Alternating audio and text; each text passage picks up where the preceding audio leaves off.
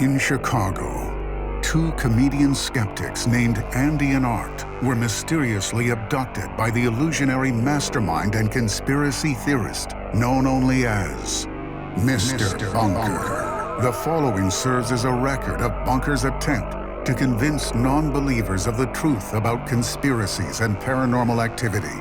Andy and Art give an uninterrupted presentation and verdict on the plausibility of these offbeat topics, delivering what they call the whole enchilada. Will Mr. Bunker convince these two skeptics any of this is real? Will it convince you?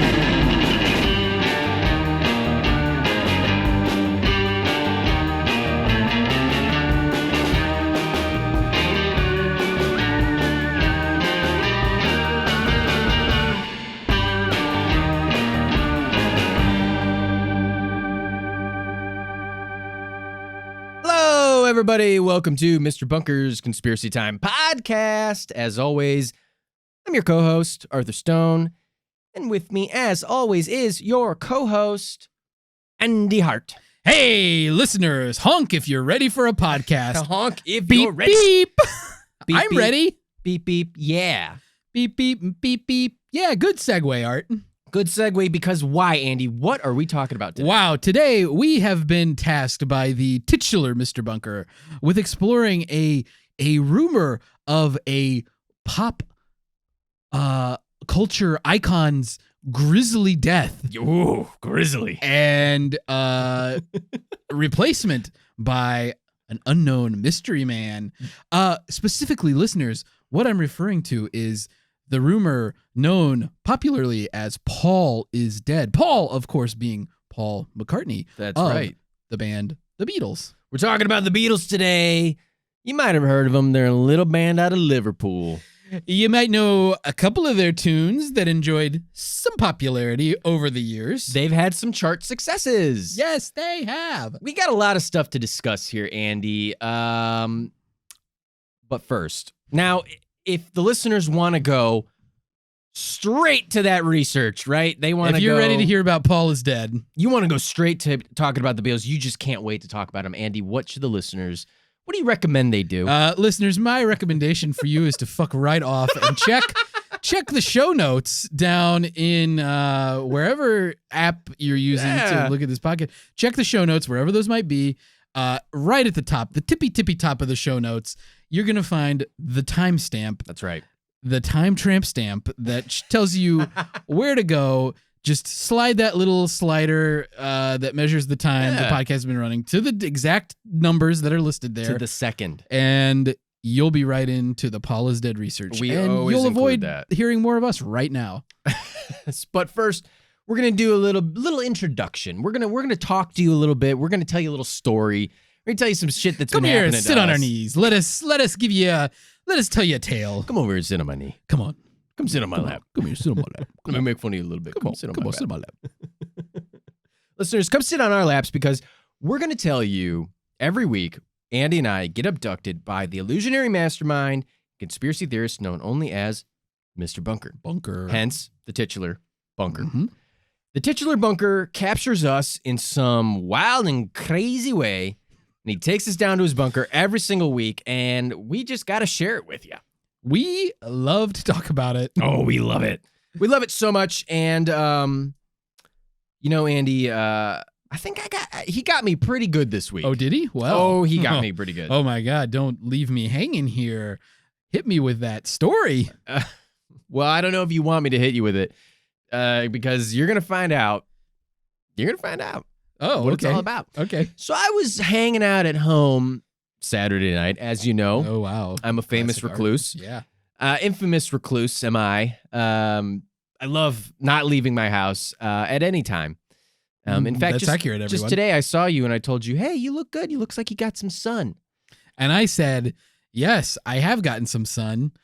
I go outside a lot more often than you do, even though that's a low bar. Yeah, it was a low blow. And so I was hanging out Saturday night, and I get a knock at my door. Somebody's knocking at my chamber door on a Saturday night, and I'm immediately like, uh-oh, what could this be? Did I order food and we forget? got a real Edgar Allan Poe of a situation here. Yeah, that's right. I thought maybe it was a raven. Nevermore. Was it members of the Baltimore Ravens? No, it was not members of the Baltimore Ravens. Quoth me. That's probably a good thing. I can't remember their new quarterback's name. What's his name? Know his name? Baltimore Ravens new quarterback? It's just out of high school. Is he an Ohio State guy? All right, we're looking it up. I only remember Joe Flacco. Nope. But he's gone. Super Bowl caliber MVP Joe Flacco. Yeah. Hey, if listeners weigh in, do you think Lamar Jackson? Lamar Jackson, Louisville. Oh, my bad. I don't That's know for you, college Skyler. sports. I should have remembered that. Also, he did go to college. Yeah, I know. Yeah, he went to Louisville. Yeah, right. Yeah. I don't know college sports. Anyway, there's a knock at my chamber door. And so I answer the door, and what do I see but a package sitting before me? Wow. I take the package in, and I open it up, and then I spilled my cup. Wow. Because inside the package was a big titty anime goth sleeping pillow. Okay. A big titty anime goth sleeping pillow, Andy. Yeah. You ever seen one of those? Are you familiar with having a big titty anime GF or a big titty waifu? I mean, I'm familiar with these concepts. I mean, I don't have any personal experience with any of this, but conceptually, yes, I understand what you're saying. Now, this was a big titty anime goth GF. Golf. She was golfing as well on the pillow.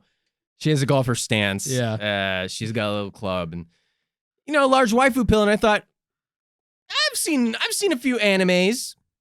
I think a lot of times people like to characterize me as the weeb or the anime fanatic of the group, but in reality, that was just not the case. I've seen a handful of very popular ones. I don't watch it regularly, and I don't. Right. I've rarely ever seen more obscure ones. But anyway, so I take this pillow inside, and I thought, what the heck? I'll take a little nap. Yeah. Or, I'll go to, I'll take a little nap on a Saturday night. I wanted to stay up late. You know how you do on Saturday nights where you'll take a nap and then, maybe I got the time frame of the story wrong, and maybe it was the mid-afternoon that this happened, but, either way. Okay. I decided to take a little nap so I could stay up late and, play some video games, get ready, because I know Sunday mornings, something's going to happen to me. Right. You know how it is. And it's I want to try and enjoy my weekend a little bit. Sure. So I take a little nap with this big titty anime goth GF golfing waifu pillow. Right. And as I'm napping with the pillow, all of a sudden something's wriggling. And I think, is my cat bothering me? Is our stupid cat bothering me while I'm trying to take a nice, relaxing nap? But no, the pillow starts squirming, and I'm in this sleepy haze, and I wake up, and I think maybe I'm imagining this. The pillow sprouts arms, Andy. From where? From where the big titty anime golf GF anime pillow is. So it came to life? It came to life. It sprouts arms. It was Bunker the whole time. Oh my God. He dressed up like an anime pillow. Like a waifu pillow. And he hugged me. And then he somehow kind of reversed. He hugged you? Yeah, he pillow hugged me and then reversed. He reverse stuffed me inside the pillow. So he popped out of the pillow and you went into it. Yeah, it's like he popped out the back and caused a an opening, and then somehow wrapped that opening around and latched it onto me. I was all wrapped up. This is an elaborate pillow. I know. I told you it was a good one, right? He must have been crafting that one for a while. Man, he was working hard on that one. Yeah, I mean, it's no creating an entire amusement park, but it really shows that he cares. Yeah. He designed his own big titty anime goth GF character. He built it around your interests. Yeah. Yeah, he did. Yeah, that shows he cares. Yeah. So anyway, that's why I'm in my PJs. So you've been here all night. Yeah, I was here all night. I spent the night here. Wow. It's kind of weird. Yeah. It's very cold. It's a little damp. Yeah. There's some dampness. There's dank. dampness. Yeah, there's dankness. And not in a good way. No, not in the vapey, weedy way. No. Or the Wheaties way. No, this is not. Those dank cereal. Dank. They help you friggin' take the Olympics You know, by storm. and you wouldn't think it's not weird because there's just like little beeps and boops. You don't know where those beeps and boops are coming from. Yeah. And anytime you sleep in a new place, you have the worst night's sleep that you've ever had. And that was no different for me. It's because you train your body. You wake up a lot in the night, but in your own bed, you get very good at, you're very comfortable with your surroundings. Mm-hmm. So you just immediately go back to sleep. Oh, it's like a heuristic. Yeah. So it's then when you're in a Your new body's place. like, check. Yeah. Yeah. You subconsciously, you just check off all the boxes and you go back to Wow. sleep. But when you're in a new place, it's like, hold on, this is different. What's going on here? Mm-hmm. But that was me. You ruined my fucking big titty anime golf GF wife. And you were really looking forward to that pillow. It was a nice pillow. I can tell you liked it. It had good fabric. Yeah. And the character was well designed. I mean, I think the golfing personality adds a lot of character to this character. Yeah, don't you think? Yeah, it's more than just some sort of like sexual thing. Yeah, This is a waifu with interests. Yes. Anyway, Wow. your waifu's got to have interests. You gotta. Otherwise, your waifu's shit, listeners. Your waifu doesn't have good interests. Your waifu's shit. And I'm telling you right now, listeners, you can come at me. Your waifu is shit. I love going to Starbucks, getting on that free waifu. Yeah. God. It went right past me. Yeah. It's like I'm a boomerang. sleeping. I'm sleeping, and it's like a heuristic, and I'm just like, yep. Oh, God, he got me again. It boomeranged. They had a real. Yeah. How Anyway. Australian of me. Andy, how'd you get here? Well, Art, I have only been here, obviously. Yeah, you got here since this morning. This morning. And, it's that time of year when you're able to take your car and get it cleaned on the exterior without it freezing. Right. So We here in Chicagoland have terrible winters. yeah, and you can't always wash the car. you can't really wash your car in the winter. It might freeze. So I took the car this morning to get it washed. A new automatic car wash opened near where I live. Ah. And so I'm like, let's check it out. Let's see what the deal is. So I take my car, I drive the car over there, and it's one of these car washes, where you pull your car in and it goes on the tracks, Sure. So And it's then you're inside of it. you just put the car in neutral and it just kind of drags you through the car wash.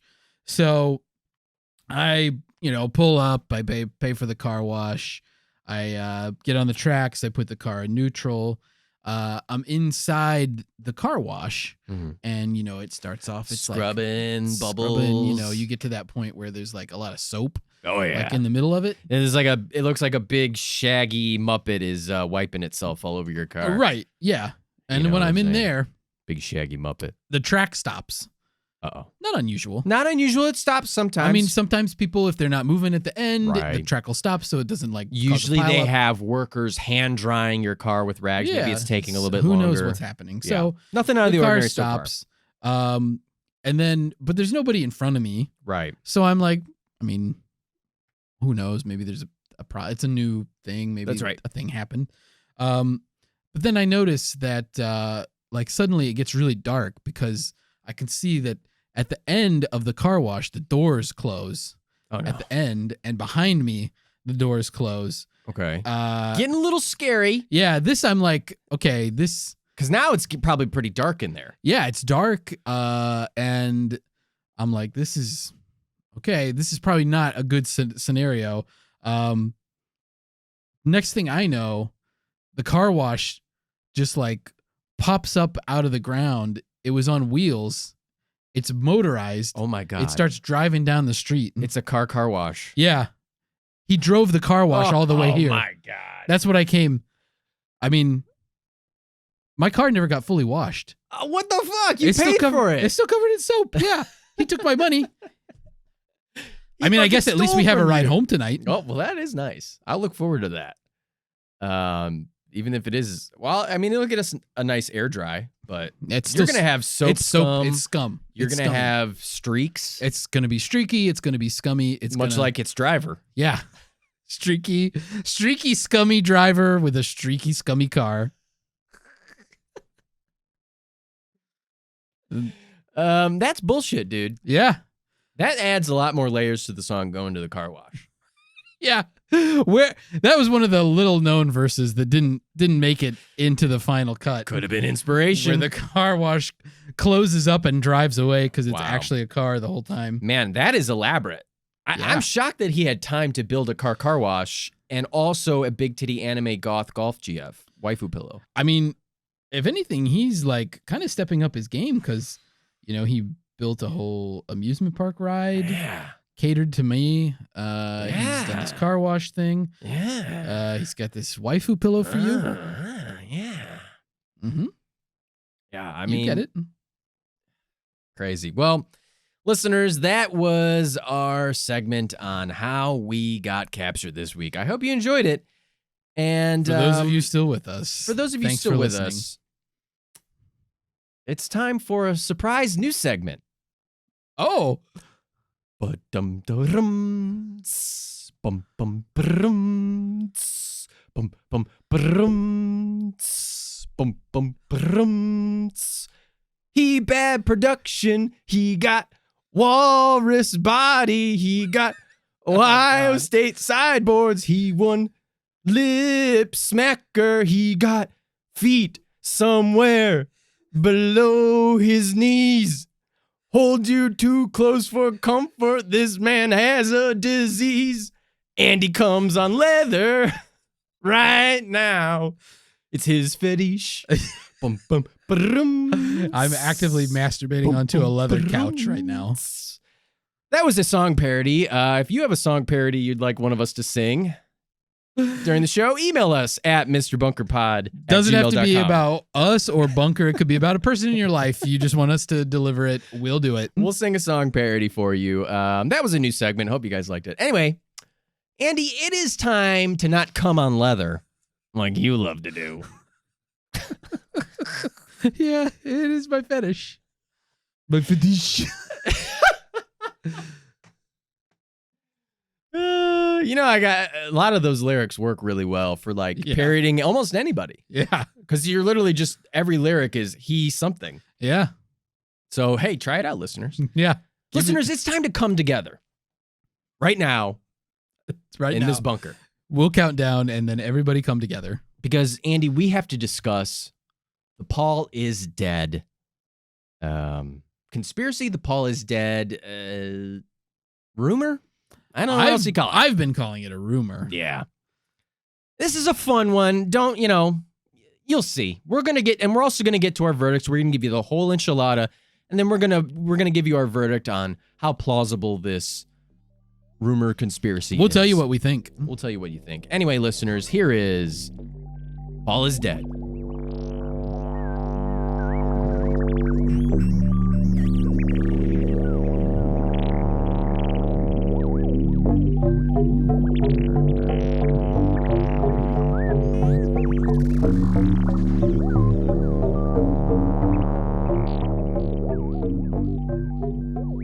Everybody's got something to hide, except for me and my monkey. Those iconic words were sung by the late, great John Lennon on the hit Beatles track, Everybody's Got Something to Hide, parentheses, except for me and my monkey, close parentheses. From the violence-inspiring Beatles album, Everybody's Got Something to Hide, except for me and my monkey. Wait. No. The album was called The Beatles, though some people do call it the White Album because of its white album cover. But, Andy, listeners, what if John Lennon did have something to hide? What if, in fact, all of the Beatles had something to hide? I know, Andy. It is known that the Beatles, the band, not the insect, was composed of 4 members. John Lennon, a.k.a. the brooding one. Paul McCartney, a.k.a. the cute one. George Harrison, a.k.a. the mysterious loner. and Richard Starkley, better known in Japan. Oh, I mispronounced that already. Already I cannot read, listeners. Let's take that back. And Richard Starkey, better known in Japan as Ringu. That's where the sentence ends. This ragtag group of lads from Liverpool took the world of rock and pop music by storm, Andy. You might have heard of them. I've heard of them. They were a chart-topping phenomenon, selling better than any other band in history. Okay? We don't need to tell you guys that. You know, it's the Beatles. It is also known that the Beatles, Andy, disbanded in 1970. They were only around for a decade. Some say, though, that the group hasn't been complete for a while by 1970. For you see, dear listeners, some people claim that Paul McCartney left the Beatles in 1966. Those people say that Paul, through the sorcery of a car crash, The sorcery, the magic. was magically transformed into a corpse. People also believe that the Beatles drafted a faux Paul, or Fall, Okay. who is the world-famous musician known today. The story goes that on November 9th, 1966, at 5 a.m., Paul angrily stormed out of a recording session for the Beatles' album Sgt. Pepper's Lonely Hearts Club Band. Paul hopped in his Austin Healey, got into a car crash, was decapitated, and later passed away from complications related to headlessness. The band then replaced Paul with the winner of a McCartney lookalike contest. This lookalike is allegedly really named William Shepard, or William Shears Campbell, aka Billy Shears, and was allegedly trained by the living Beatles to imitate Paul exactly. Did the non-Paul Beatles decide to do this as a prank? Did they do it to spare the public the grief of Paul's demise? Was the whole plot organized by the UK security service MI5? Whatever the reason, listeners, theorists believe that the Beatles began to feel guilty about the ruse and started to leave clues in their music and album artwork. Now, you may be asking yourself, why does anyone believe this, and how did such a rumor get started, and is it true? Listeners, your instincts are incredible, because that's just exactly what we want to discuss today. Now, let's start by talking about the origins of the story of Paul's death, okay? Okay. On September 17th, 1969, the Ooh. Drake University student newspaper, The Autumn of Love. The Autumn of Love, not the name of the newspaper. The Drake University student newspaper, the Times-Delphic, published a story written by editor Tim Harper that asked the question in the headline, "Is Beatle Paul McCartney dead?" Wow, starting off strong. The strong headline, right? Yeah. Before clickbait. Here we go. Yeah. The story is the first published on the rumor of Paul's untimely demise. The article cited a number of clues from Beatles songs and album art that allegedly point to Paul's passing away into death. First, the change in musical style of the Beatles' Sgt. Pepper's Lonely Hearts Club Band album, released in 1967. You know, this sort of symbolizes the death of the old Beatles and emergence of this new iteration of the band. You know, Andy, you can maybe expand on this. Before that album, for non-Beatles fanatics, they were kind of like a poppy, love songy boy band almost, right? Like a early 60s rock boy band, right? Is that fair to say? Yeah, they started to turn before Sgt. Right. Pepper's, but they, by the time Sgt. Pepper's, they'd stopped touring. Right. They were working exclusively in the studio, and They were making a concerted effort to build out this album that, the concept of it was that they had a new identity. Right.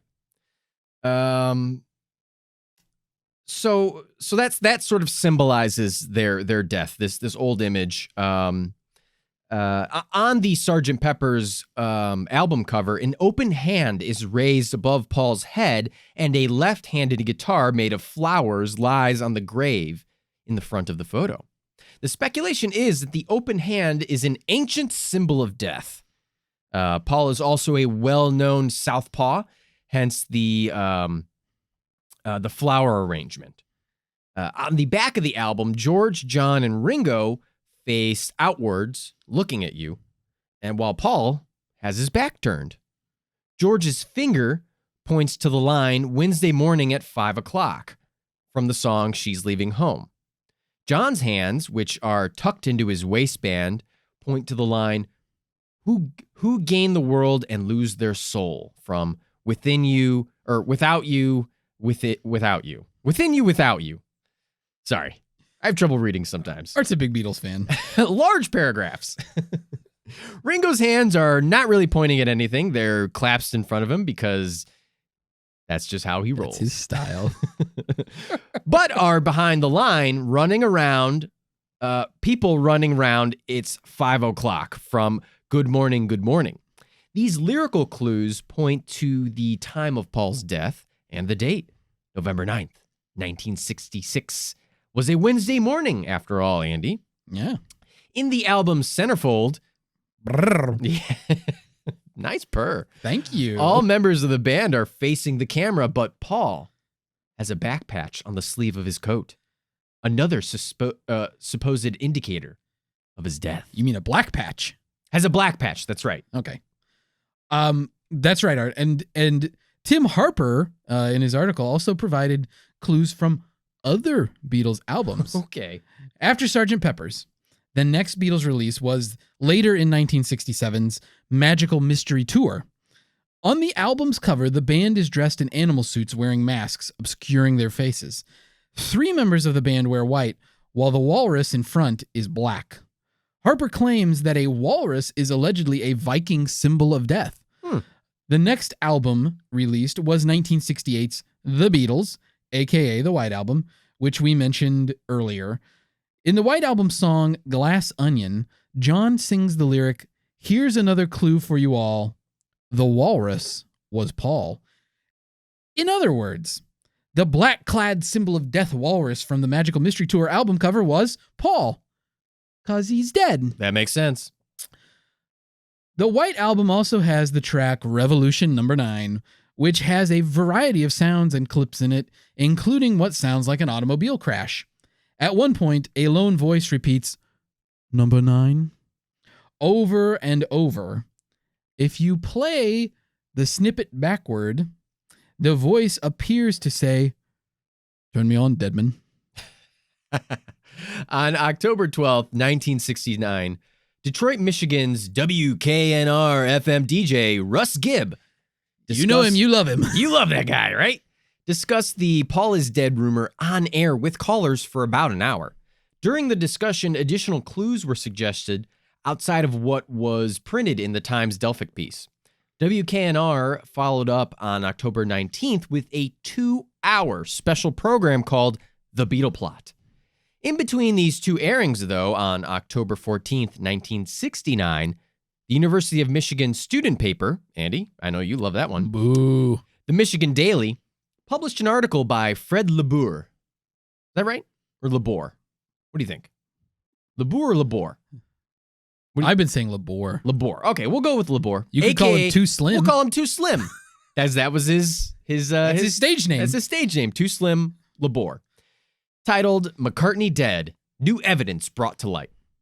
The article was ostensibly a satirical review of the recently released Beatles album, Abbey Road. However, the article did reveal new information about the mystery of Paul's missing life, including alleging that Paul was replaced by the winner of a look-alike contest, an orphan by the name of William Campbell.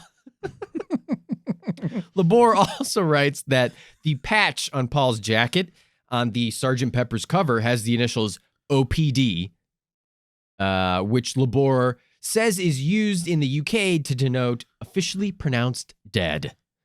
LeBour says that the medal Paul wears is given by the British Army to honor heroic death. Horrific death. Heroic death. Oh. The article also points to lyrics from A Day in the Life, like, he blew his mind out in a car. A crowd of people stood and stared. They seen his face before. Another popular clue laid out in the article is one in which, at the end of Magical Mystery Tour's Strawberry Fields Forever, John can be heard saying what sounds like, "I buried Paul." LeBour also cites the Abbey Road album, cover as a clue. And this is kind of a common one, right? You could say this is probably maybe one of the cornerstones. It's maybe like the biggest clue. Yeah. On the cover, the four Beatles are seen in a crosswalk outside of Abbey Road Studios where they recorded the album. John is in the lead, followed by Ringo, then Paul, and then George. Labour says that Lennon, who is dressed completely in white, represents a anthropomorphic god. Ringo, who is dressed in black, represents the Undertaker. Paul, not wearing any shoes. The three others are all wearing shoes, but Paul is not wearing shoes. He has a cigarette in his right hand, and Paul McCartney is left-handed. This is sort of a resurrected corpse. It represents Paul's dead corpse body. Yeah. Coming back. George, who's wearing all denim, aka a Canadian tuxedo, is the gravedigger. And in other words, the scene on the Abbey Road cover is of the three living Beatles assuming different roles in the procession, escorting the quote-unquote resurrected Paul out of the cemetery. That's right. And then later on October 21st, 1969, WABC, the New York City radio station, talked about Paul's possible death for an hour before the station manager came down to the station in his pajamas to pull the DJ off the air. The WABC broadcast was during the early morning hours, and during that time of day, the WABC signal could be heard in 38 states and sometimes in other countries. Looking at you, Canada. About this time, U.S. reporters went to the U.K. to talk to the Beatles. John Lennon told them the rumor was, quote, insane, but he also said that it was good publicity for Abbey Road. Classic John. Then, finally, a break in the case, Andy. Oh! On October 24th, 1969, Paul McCartney did an interview with BBC Radio from his farm in Scotland. Ooh. Soon thereafter, Paul's farm was visited by a Life magazine reporter and photographer.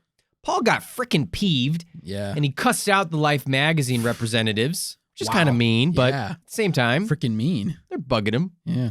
Then Paul threw a bucket of water on them and was captured in pictures trying to hit the photographer a little over the top, Paul. All right. Yeah. Calm down. Sir Paul realized, that probably looks pretty bad. This could be bad press for him. So he had a change of heart. He allowed the Life magazine to take a photo of his family and sit for an interview on the condition that the photographer fork over the film of the offending photos. Smart move. Smart. The family picture of Paul, Linda, and the kids appeared on the November 7th, 1969 issue of Life. After this, widely popular interest in Paul actually being dead basically, it died. Oh. Some people, though, maintain to this day that the Paul McCartney we now watch become enfeebled with advancing age is not the same Paul McCartney with whom we fell in love in 1964, and to whom we pleasured ourselves to until too chafed to move. Andy? Okay. All right. Listeners. Go ahead and deny it. Listeners. Now you know about the rumor that Paul died. Let's dig a little deeper, though, shall we? Let's do it. We don't want to leave any of this whole enchilada untouched by our probing forks. No, of course not. I'd like to talk about some of the clues we've already mentioned, if that's okay with you, Art. Please, be my guest, Andy. Thank you. Now, one of the first clues we talked about here is that of the so-called left-handed flower guitar at the gravesite on the cover of Sgt. Pepper's. In the same vein, another supposed clue is that Paul holds a cigarette in his right hand on the Abbey Road cover. Now, while it is true that Paul played guitar and bass left-handed, some books written about the band, like Philip Norman's Shout. Shout out to Shout. Shout to Shout. Some books claim that Paul is actually naturally right-handed and only played left-handed because it helped him play better.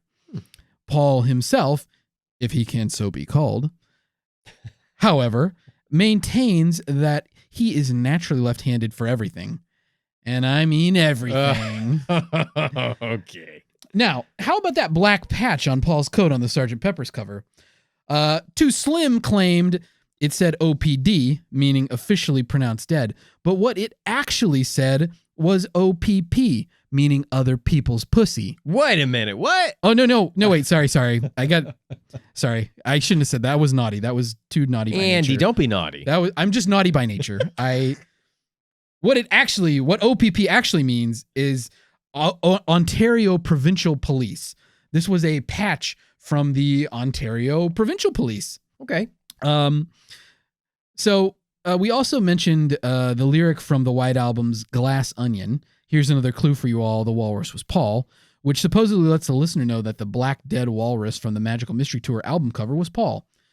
John Lennon said that the walrus reference in the song I Am the Walrus, which was on Magical Mystery Tour, was based on the Lewis Carroll poem The Walrus and the Carpenter from the book Through the Looking Glass, for all you Lewis Carroll fans out there.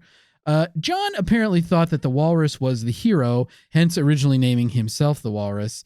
Then he decided the walrus was the villain of the poem, hence then why Paul became the walrus on the White Album. So, listeners, if you'll also remember, we mentioned the clue about a chap who blew his mind out in a car from A Day in the Life. That section of the song was inspired by Tara Brown, heir to the Guinness fortune and a friend to the Beatles, who perished in a car crash. And if you'll recall, at the end of Strawberry Fields Forever, people claim John says, I buried Paul. John and others, however, say John is actually saying cranberry sauce. Cranberry sauce.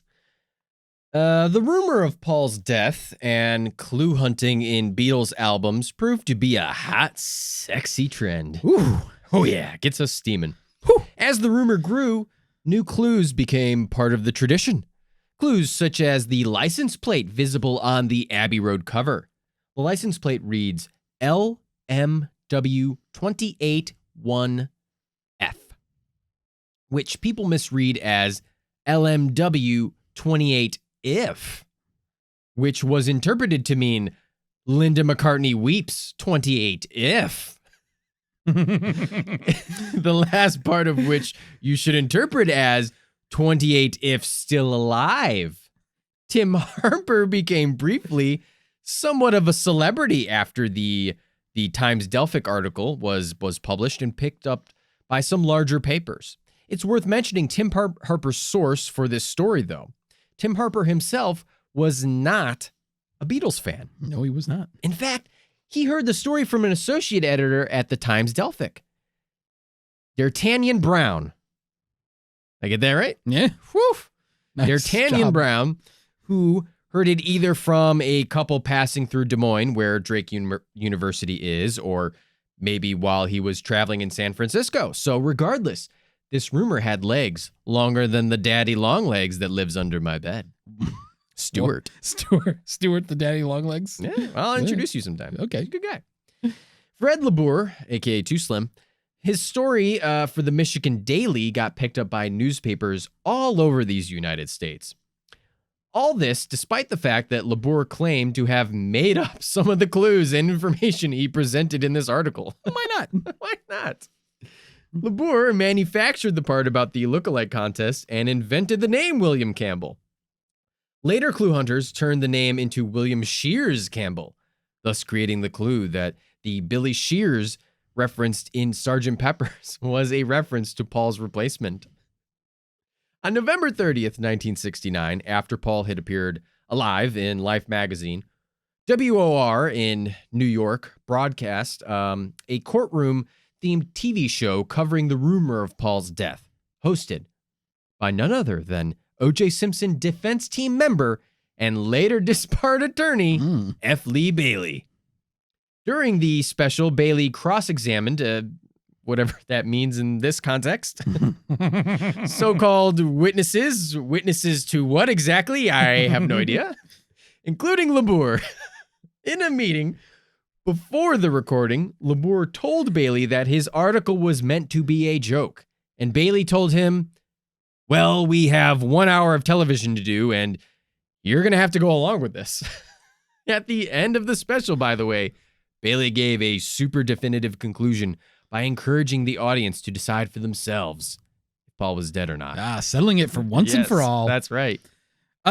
Listeners, so while the prevailing opinion seems to be that the rumor of Paul's death and replacement by a lookalike is nothing more than a rumor, Could actual events have laid the groundwork for the belief in Paul's death? Maybe. Let's go back in time to January 7th, 1967. On this night, Paul McCartney's highly customized Mini crashed on the M1 motorway in the UK. Rumors quickly spread in the United Kingdom that Paul died in the car crash. Sound familiar? The rumor was soon acknowledged and denied by a Beatles fanzine, the Beatles book, in its February issue. Here's the real story, though, everybody. Here's the scoop. A London art gallery owner and a Moroccan student who was the gallery owner's assistant popped over to Paul's pad to party. Nice. Later on in the evening, Mick Jagger, Keith Richards, and Brian Jones showed up. You might remember them from the UK rock group The Rolling Stones, who had some chart success across the pond in the USA. The group of revelers decided to move the party from Paul's house to the Mick Jagger residence. Mick had brought his Mini and decided to give Paul a ride. Meanwhile, Paul loaned his Mini to the Moroccan student who promptly crashed it on the ICM-1. Paul's car was so customized that it was easily recognized by passersby, which contributed to the spread of the rumor. The student, by the way, did not die. Well, in that car crash. He might be dead now. Well, don't forget, Andy, on December 26th, 1965, Paul crashed his moped. I'm sorry. Don't forget that. Okay. He got a cut on his upper lip and chipped a tooth. Paul grew out his famous mustache to cover the scar, and the mustache actually was a supposed clue. According to Fred LeBour, the mustache was allegedly a Billy Shears Campbell contribution to obscure his not actually being Paul McCartney. At any rate, could the Mini crash or the moped wreck have been the genesis of the rumors of Paul's death? Well, while it's possible, the dates of the actual crashes don't match the date of the supposed death of Paul. In fact, the date Paul supposedly died, November 9th, 1966, Paul and Jane Asher were traveling. They were in France and Kenya, November 6th through the 19th in 1966. I'll say this too, Andy. Okay. If Paul really did die, and we've been living in a post-Paul world since 1966, faux Paul has a set of balls bigger than a dynamite satchel of pain. Wow, good Wheatus reference there. Yeah, you know me. I always bring up Wheatus references, my dude. Look, I'm a teenage dirtbag. Yeah, you are. While the content of the album, I skipped a line. In 1993, Paul McCartney released an album called Paul is Live, an obvious play on Paul is Dead. It's so easy. Why even bother? While the content of the album is live tracks recorded during Paul's New World Tour. New World Tour? Sounds like some Illuminati stuff. Well, hey, we can talk about that, right? Yeah. One day. The cover features a number of references to the Paul is Dead rumor. The cover photo is the photo from Abbey Road with the Beatles and the taxi removed and other images added. On the cover, Paul's left foot is forward, putting him finally in step with the rest of the Beatles, and he's also wearing shoes and holding a leash in his left hand. The dog in the photo is Arrow, of course, named after Arrow, the dog from the hit Harry Nilsson cartoon and album, The Point, which is a reference I would totally make. You love making Wheatus and Harry Nilsson references as often as you can.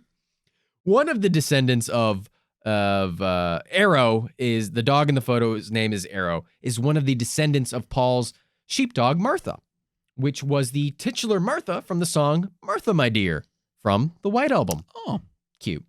The album cover also doctored the license plate that became a clue in the Paul is Dead rumor to read 51 is. In other words, Paul is alive and is 51 years old. And now, sweet, gentle listeners, it's my chance to do something I've always wanted to do. Pretend to be F. Lee Bailey. Oh, boy. I invite you, consider the evidence we've presented here and make up your own minds about whether or not Paul McCartney has actually been dead this whole time.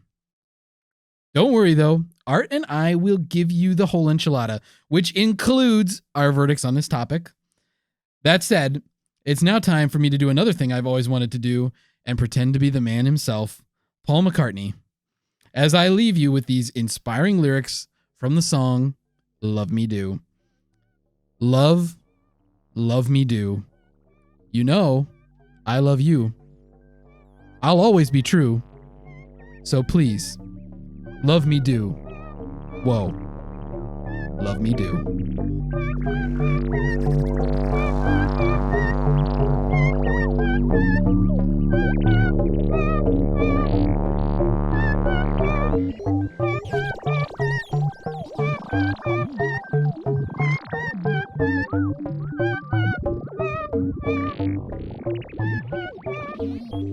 Mr. Bunker's Conspiracy Time podcast will be right back after this brief message.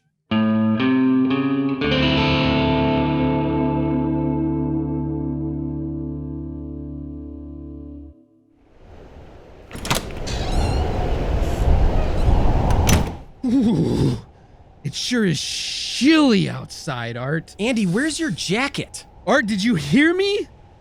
The wind chill is 30 below. Andy, I think you have hypothermia. You know, Art, with the horrific chilly weather outside, the only thing that'll warm me up is listening to Andy and Art Debunked, available only on patreon.com/Mr. Bunkerpod. Are you seriously shilling our Patreon right now? Oh, Art.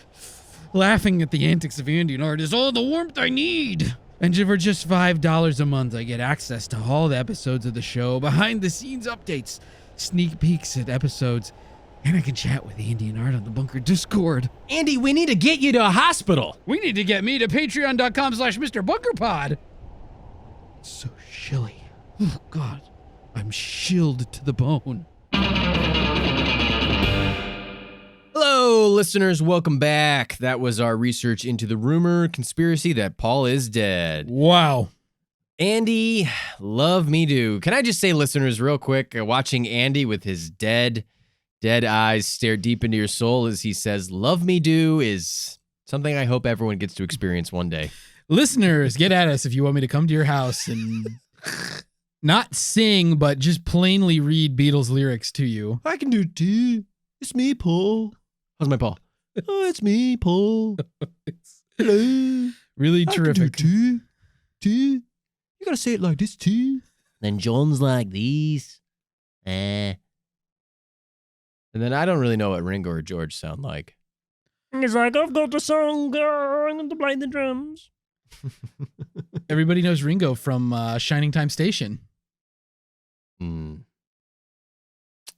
Yeah. Here's the thing, listeners. If you're not a big Beatles fan, obviously you know some Beatles. I feel like most people, unless you're truly like Gen Z, you know some Beatles, right? Like, you grew up hearing a Beatles song once or twice. If you're my age, you definitely saw Across the Universe like 5 times in theaters because all your friends in high school were theater kids and they were in love with that movie. And it was a good film. But Andy, I gotta say this real quick before you're about to speak, but I'm gonna cut you off. Andy, you're a more well-known Beatles fan. You have more not. If I'm famous for anything, it's for my Beatles fandom. I mean, you're infamous for a lot of things, a lot of really terrible things. I'm one of the more infamous Beatles fans. Like a lot of war crimes. Like the Beatles have asked me to stop listening to their music. Yeah. Not even just like showing it, but like break completely. Don't listen to the music even. Try to stop liking it as an artist. They just really don't want you associated with it. But you and your wife are almost music historians. Her much more than I. Her much more than you. Amanda really has a ability to recall very detailed information about the Beatles, the Beach Boys. What else are you guys obsessed with? That's it. Those are the only 2 things she knows. No. What's the other one? You like Harry Nilsson? Yeah. The dude who wrote the Toy Story theme. Randy Newman? Yeah. You guys know a lot about him. Yeah. I think that's it. Basically, if it's pop music produced in the 60s and 70s in LA, then we probably know a little something about it.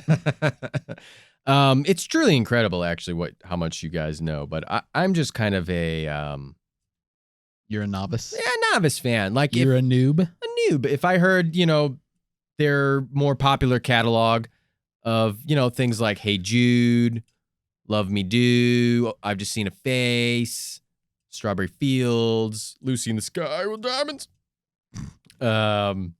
Things like that. I can point that shit out. But Come Together, as I showed earlier. I think for the people who think that they don't know the Beatles that well, you probably know it and you don't realize it. Something in the way Andy moves treats me Distracts like no me like- other creepazoid.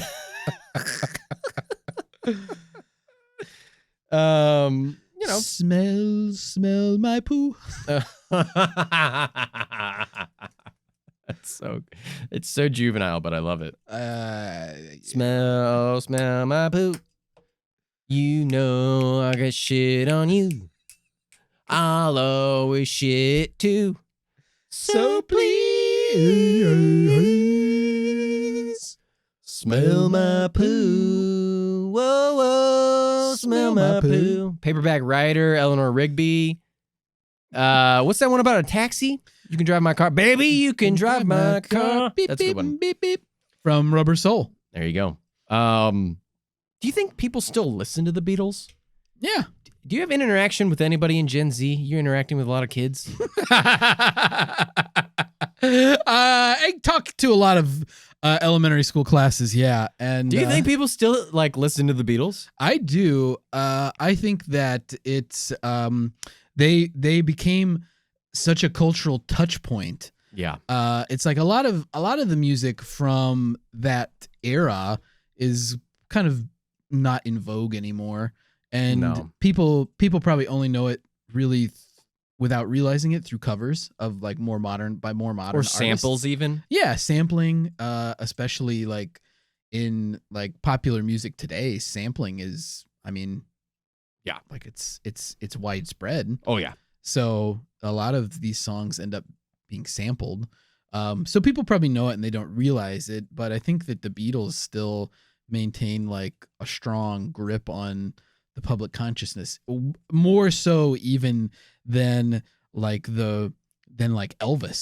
Oh, much more. Who was also a hugely popular, unbelievably popular. Oh yeah. Act. The Beatles have staying power. And it's truly incredible that this band only lasted a decade. Yeah. And I think I, for one, didn't realize that. I made that mistake in front of your wife, actually, and she called me out on it. Yeah. Big time. Yeah, that's her way. But I think a lot of people maybe don't realize, they just kind of maybe assume that they've just always kind of been around, but it's no, they lasted only about a decade. Yeah, and they started fighting pretty early, late on in that decade, and then fell apart, as bands do. It's kind of incredible given the personalities involved that they managed to stay together for that long. Yeah. Obviously they were all committed to being successful. Yeah. But there's a lot of ego in that group. And 10 years is a long time. Yeah. For them to be together, in my opinion. But the thing is, they broke up before they had a chance to become obscure. That's true. You're a I've well-known said this before. Beach Boys fan. The Beach Boys are still, I went and saw the 50th anniversary. The Rolling Stones are still together. Yeah. But you said it's better to burn out than to fade away. Yeah. You said that, not Kurt Cobain. Not Kurt Cobain. I said that originally. He stole that from me. You think it's better for a band to make a couple of really quality over quantity, because quantity starts to decline. I don't know if it's better. I'm just saying that I think that colors people's opinions, that because the Beatles had, it's you took a photograph of the Beatles, but you had to live with the Beach Boys. You know what I mean?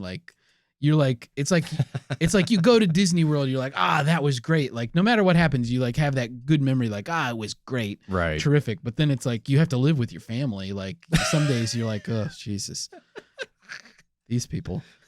That's the difference for me is Okay. the Beatles got crystallized in time, and you kind of forget that John was kind of a piece of shit and a bit of an egomaniac. They at all times. are. They all are. Yeah. Was George a piece of shit? Yeah, sure. He was? Yeah, I'm sure of it.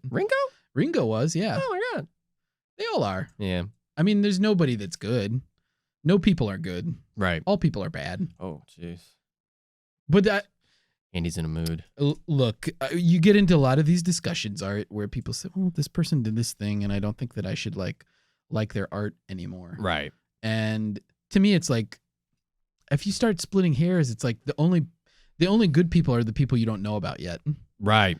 Never meet your heroes. Right. I mean, so I think you just have Never to meet us. Just yeah. If we're your heroes, first of all, that's off to a bad start. We should not be anybody's heroes. Yeah, you gotta get your priorities. We're full on Charles Barkley in this, that we are not role models. And if you meet us, we're terrible knuckleheads. Even if you have the terrible experience of meeting the two of us, even if we're your heroes, you're probably not expecting much. Mm-hmm. It's gonna be a letdown still. Oh, we're gonna let you down hard. Let you down. And you're gonna walk away and you're gonna be like, man, those guys were terrible. And leave you flat. Gonna let you down and leave you flat. Beatles lyric right there. See, I have to say this, listeners, I don't compliment Andy often. Maybe I should. Maybe I should compliment him more. I'm not sure I deserve Andy has an incredible ability to recall quotes and lyrics, like something I've never seen. I don't possess this even in the slightest. But Andy can recall quotes and lyrics, very obscure things. And I'm just like, what the fuck are you talking about? I mean, I'm saying that normally when I'm talking to him, but like most people are. He truly has this weird ability to just bring up quotes and things, and I'll be like, yeah, I guess that was from that thing. Oh, I could make some references. Yeah. You're good at references. Yeah. Yeah. I'm not good at creating original content or having an honest conversation with another human being. Emoting.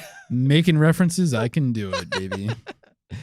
So people are probably, and I know at times when we look at popular music, you think, God, now back in my day, I was listening to good old rock and roll guitars, live music, blah, blah, blah, blah, blah.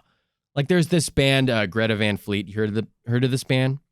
I think. You heard of the controversy with this band? I don't know anything about it, but they're young. They're in they started in high school and they're probably in their early 20s at this point, I'd say, maybe mid 20s. They're essentially, they sound, one of the biggest controversies of them is that they sound exactly like Led Zeppelin. Okay. Like to the T, the singer has that like, that Robert Plant screech. All the guitars, the tone is very Jimmy Page, bluesy, stolen guitar riff. Rock guitar riff stolen from obscure blues legends. Hey, they couldn't make the money. There's no reason Uncle Jimmy shouldn't. That's another topic for another day. I don't really know if that's a conspiracy. That's not a conspiracy. That's just a fact. Yeah. We already mentioned Elvis. Talk about stealing music from actual creators. Yeah. But anyway, so this band, they get a lot of flack from that. But then if you look at any of their videos online, so many of the comments are like, hell yeah, it's good to see young people still enjoy real music. It's kind of like, you can't really always get in the, Andy's adjusting his mic for you listeners. Sorry if you're hearing the sounds of his shirt. It's all right. We'll figure that out in post. Me breathing heavy into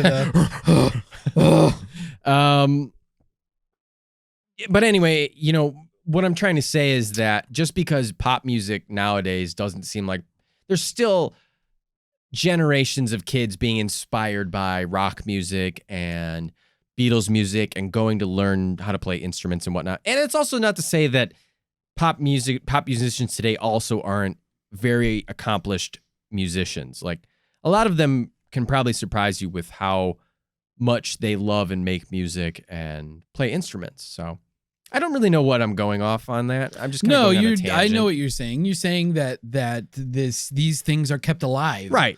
You listen to fucking like EDM or dubstep and you're like, oh my God, these people, like, it's just a laptop. But it's like, no, there's actual music theory and composition involved in that in the same way that the Beatles would get together and compose music. It's just the instruments are synthesized. Yeah, I mean, I'm the type of person that I don't get into synthesizers that much. Yeah. Like, I mean, I had a phase. It's something like Owl City, right? Well, where it's just like one person, like just, it's like, I don't know. It doesn't do anything for me. Yeah. It's like, I like actual instruments and stuff. Right. I do too. And, I mean, and people will probably call me a hypocrite because it'll come out sometime that I like a song that's got synthesizers in it.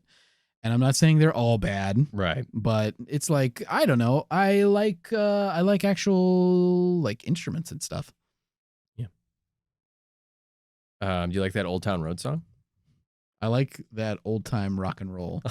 That kind of music just soothes the soul. Oh, Jesus. Anyway, let's talk about the rumor, the conspiracy here. It has so much to stand on. Yeah. There's so much legs behind So much fact involved in this. Look, listeners. Don't be surprised. Yeah. I mean, we're probably getting the cart before the horse here, but I think you know where we're going with all of this. This is literally a example of confirmation bias, is it not? You know, it's people saying something and then going to find references in the music that point to the thing they're saying. the thing that's really interesting is that Paul had that moped crash in 1965. And Wear a helmet. he chipped his tooth. He got a big scar on his face. He grew out his mustache Wear a because of fucking it. helmet. You can see dummies. in like a couple of the videos immediately after, like his chipped tooth in the videos. Ooh. And I can't remember which songs, but there's a couple of like videos that they did, promotional videos. At the time, that's like what a music video was. It was a promotional video for the song rather than like a music video. Wow. The genre wasn't really well defined at the Yeah. time. But if you have a chance to watch any of these promotional videos for like 60s rock bands and stuff, I say go for it because it's usually really wild. I love the Who on Smothers Brothers. That might have been a little bit later, Yeah. where they destroy the set. Oh You yeah. ever seen that one? Yeah. They just fucking annihilate it. That's their thing. Yeah, that was fun. Yeah. You love the Who. I like the Who. If I have to pick a British invasion band, the Who, easy, hands down. Yeah. What an incredible talent just oozing out of that fucking band. Yeah. I mean, generationally, like inspiring drummers, a bassist. John Entwistle was like. Also, didn't John Entwistle die in the like his 50s because he started doing cocaine like very late in life? I could be totally wrong about that. And then there's just Robert Daltrey, who's like, I don't really do any drugs or do anything bad, and I'm pretty healthy. And then there's Pete Townsend, who's still alive. Fucking incredible songwriter, incredible guitarist, revolutionary. All of them. Keith Moon. I mean, what the fuck, dude? Like, you know what I'm saying? Yeah. Anyway. No, I get it. That's my pick. Second is Rolling Stones. Third is the Beatles. Wow. You heard it here first. That's my British Invasion, and then the Kinks after them. wow. That's my Rushmore. Kinks considered British Invasion? I think so. Yeah, that's my Rushmore. What about you? It's my My- Mount British Invasion more. British invasion. Mount me more. Yeah. Wow. I didn't have this list prepared. We got to come up with it off the dome. So top 4. Yeah. I guess I'll say my number 1. Counting them down. Number 1. I guess I'll give it to the Beatles. Okay. I think that I'm gonna flip-flop you I don't really know if this is in a way. I don't really know if this is or if this is like a ranking. It's just more of your Rushmore. Yeah. You get 4. So maybe this is Okay. the stupidest thing ever. So we just are naming 4. Because there's only So- like 3. The Beatles. All right, fine, rank them. I don't give a shit. Just say some bands. The Who. Okay. Um, Wow. I don't know that much about the Rolling Stones. Wow. If I'm You're being not a honest with Stones you. guy? No. Yeah, you never played guitar. Yeah, I don't. I think if you play guitar, you feel a little bit more about the stuff because you play so many of their riffs. And it's got fun tunings. Like they have there's like an open. Can't remember what song. It's like an open D tuning that's really fun. I'm gonna probably come out of left field on this one. You've got one left. Wait, what did I say? You've said the Beatles, the Who, the Stones. I'm not sure that the Stones are on the Rushmore for me. Wow. How about the Zombies?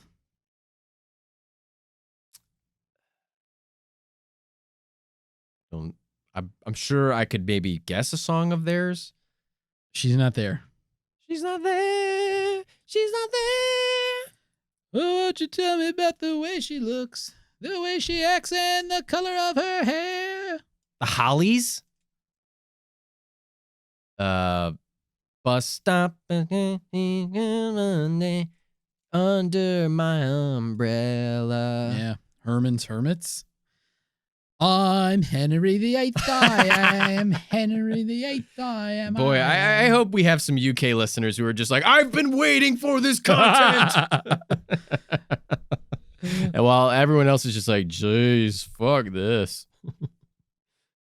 Maybe they're not. Yeah, the rest of the world hates it. Yeah, only UK loves it. Okay. All right, back to this topic here. You know, here's the thing. The Beatles is this fair to say the Beatles were pretty selfish? They're egotistical. They're rock stars. Of course they are. They're all like that. You know, while researching this, I read a quote from John Lennon where he said that... And compared to Jesus. Yeah. Got in trouble for it. Yeah, they did. But Paul said that, or John said that Paul was actually a really like innovative and great bass player. Sure. And that he was very humble about it. And I'm paraphrasing here, but John basically said that Paul was an egomaniac about everything else, but he was surprisingly humble about his bass playing. Well, I mean, is it fair to say that the Beatles weren't always regarded for their complex instrumentation, but it was truly their singing and their harmonies that were like, they were fucking legendary with that shit. Well, right? I think here's the thing is they're all like really competent musicians. They're all competent, of course. And they cut their teeth playing like live shows. They were like a cover band, right? And it's like their first album, Please Please Me. They did that. They recorded the whole album in 40 minutes. That's incredible. Like it's incredible. But they had like a command of their instruments. I mean, like, I don't know. They can actually play. They can't just, it's not just a one magic take that and then some record producer comes and EQs it and makes it sound fucking incredible. But I mean, like, Paul had... But like they were some incredible bass singing. Playing. Yeah, they were great singers, good songwriters. They had great harmonies. I mean, George was a very talented guitar player, songwriter. The point I'm trying to make is I think it's fair to say that they're rock stars. They're egotistical. Yeah. They're selfish. Yeah. All of them in their own ways. Right. This theory assumes that the Beatles are so egotistical, they are so selfish, that they buried their friend and replaced him to keep the band going for a few more years before it would fall apart anyway, and they wouldn't speak to each other for a long time. Or though, let me play devil's advocate here. Okay. Did they do it because they wanted to spare the worldwide public, adoring Beatles fans everywhere, the grief of Paul's death? No, I don't think they did, because I don't think they really gave a shit. I don't think they gave that much of a shit about their fans, because a few years after that, they stopped touring, which is like they don't want to, like, they got pissed because their fans the Beatles stopped touring shortly before Sgt. Pepper because the rest of the band, besides Paul, were getting so annoyed that people were singing so fucking loud because they loved their music so much, and they were singing so loud they couldn't hear themselves playing. Mm-hmm. And they were like, touring isn't fun. Playing live isn't fun anymore. Paul was like, no, that's a staple of who we are. We need to keep touring. Everyone else said no. Which started really what caused the rift between the Beatles, I think I would argue, is that this touring stuff, and then just they wanted to do different things creatively. Yeah, I think they were already on different paths, like once they got to be famous. But like, that's my opinion, is that they already start to be on different paths. I mean, what's your take on that? Like, you really think they're so egotistical that they wouldn't just be like, yeah, like they would do that, that they would do that? No. They would keep their band going? No. In a few years, even though they would break up anyway? I mean, if I'm being honest, like, if Paul would have actually died, they might have stayed together longer. Like, it's hard to say. Yeah. They would have replaced him with Eric Clapton or something. Yeah. Yeah. Yeah. Or isn't that what they said? That, like, man, the Beatles have said so many mean things to each other. But they were going to replace George Harrison with Eric Clapton because George and Eric were friends, or was it? Yeah. Was that how it went? Yeah, they were friends. And like George took that as a slight because, it's like basically saying like, we're going to replace you with a better guitar player. And that was George's kind of thing, was being a I hope that I've got this in the right guitar order. player. Amanda's gonna be pissed. Wait. I'm just gonna like. All right, you look that up real quick. Um.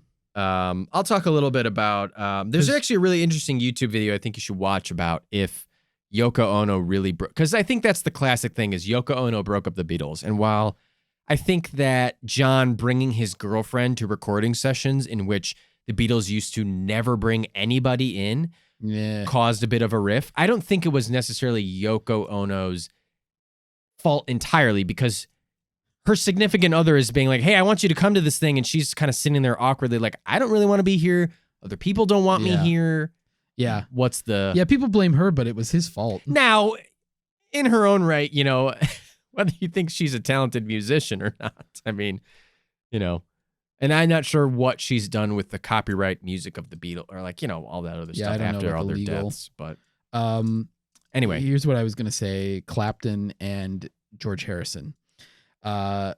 George Harrison was married to Pattie Boyd. Eric Clapton was in love with her. Oh. After George and Pattie divorced, Pattie and Eric got married. That's a triangle. Pattie Boyd, the inspiration for the Beatles song, Something, written by George Harrison. Oh. And I love that song. The songs, the Eric Clapton penned songs, Layla and Wonderful Tonight. Dude, I was going to make a joke that she was Layla, and she's actually the inspiration for Layla. Yeah, you didn't know that? No, I didn't know that. I just wanted to make sure that I got it. Layla! Yeah, that's Pattie Boyd. Got me on my knees. That's a great guitar song. Yeah. If you're out there learning how to play guitar, I love play Layla. Even better is the 90s acoustic version that Eric Clapton put out, which was so necessary. And Layla. So he released that when he was, didn't the Byrds release that? Because he was on the Byrds, right? I'm getting confused. You're thinking of the Yardbirds. The Yardbirds. There's something in the Dominoes. Derek and the Dominoes. Derek and the Dominoes. Mm-hmm. They released that. Yeah. I like Cream. Cream is a good band. Yeah. Disraeli Gears. I think that whole fucking album is really good. I think Layla was a Derek and the Dominoes. Crossroads. There's a couple other songs in there I really like. For all the Sunshine. real Eric Clapton heads, you probably love the 2004 Eric Clapton Brian Wilson collaboration, City Blues. Check it out on Brian Wilson's album, Getting In Over My Head. You know, the Beatles were impish and whimsical little lads. Yeah, baby. Did you write that down? Yep. Okay. I wrote that note down. Good.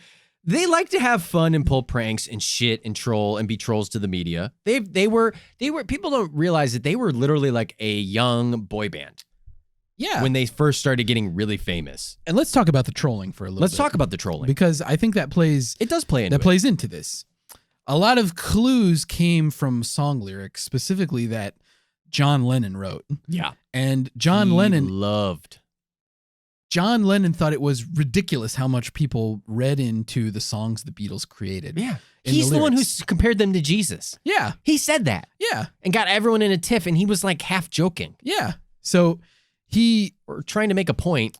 It's like a lot of the stuff that people, and I'll say this like more thoroughly with just Beatles lyrics in general. A lot of people try to put a lot of like hidden meaning and stuff into the things that they were writing. Right.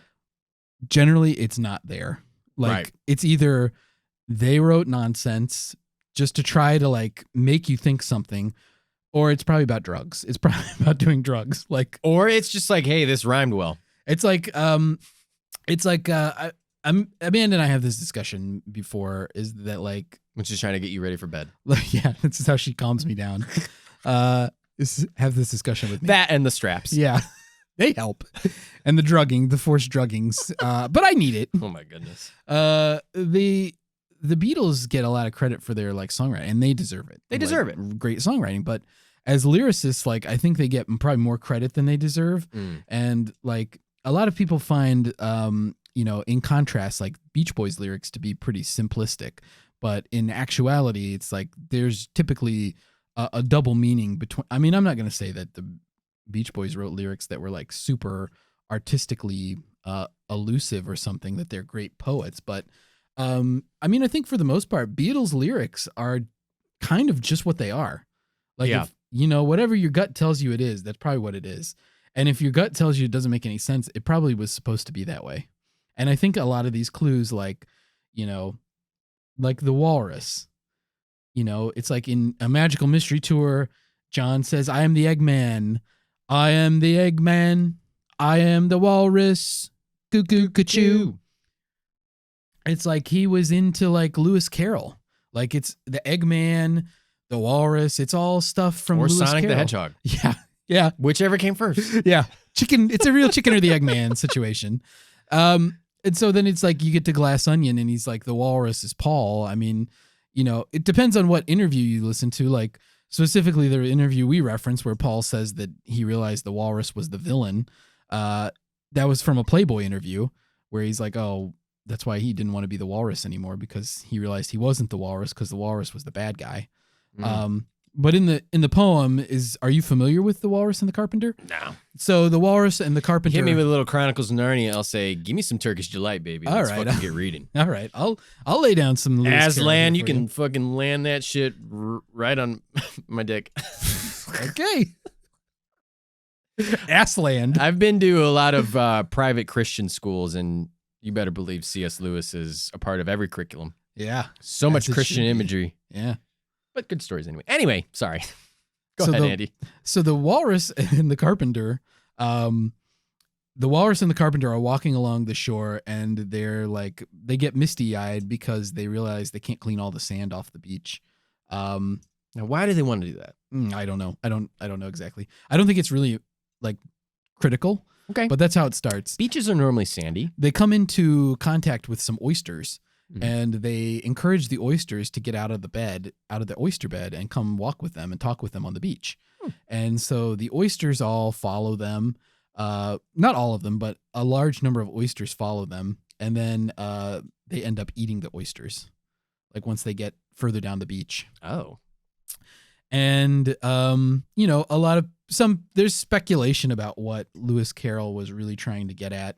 I think a lot of times, I mean, I don't know, Lewis Carroll, maybe one where there's not as much. I don't know. I don't know that much about it, but I don't know. It might be more of a face value thing, but some people say, just literally a story. Here's what I thought was interesting. Some people say the walrus is supposed to represent the Buddha, and the Carpenter is supposed to represent Jesus Christ. That makes sense.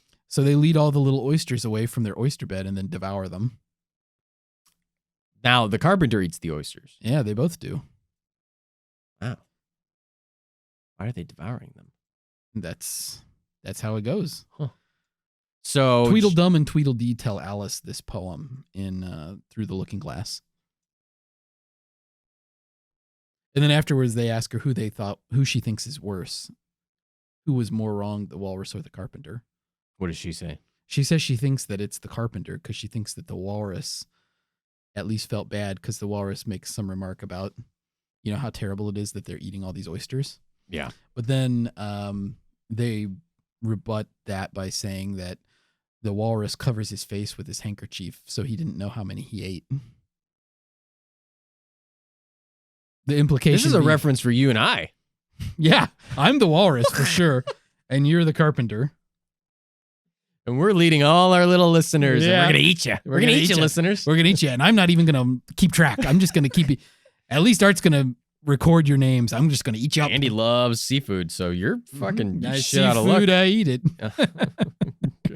Does this look like a man? Tis no man. Tis a remorseless eating machine. There's a reference I get. Does this look like a man? Does these sound like the actions of a man who had all he could eat? I do love that episode too. That's a fun episode. Listeners, if you could pick out all of Andy's Simpson references in the script, tweet at us. Tweet us a list of every reference we made. Let us know if you got them all.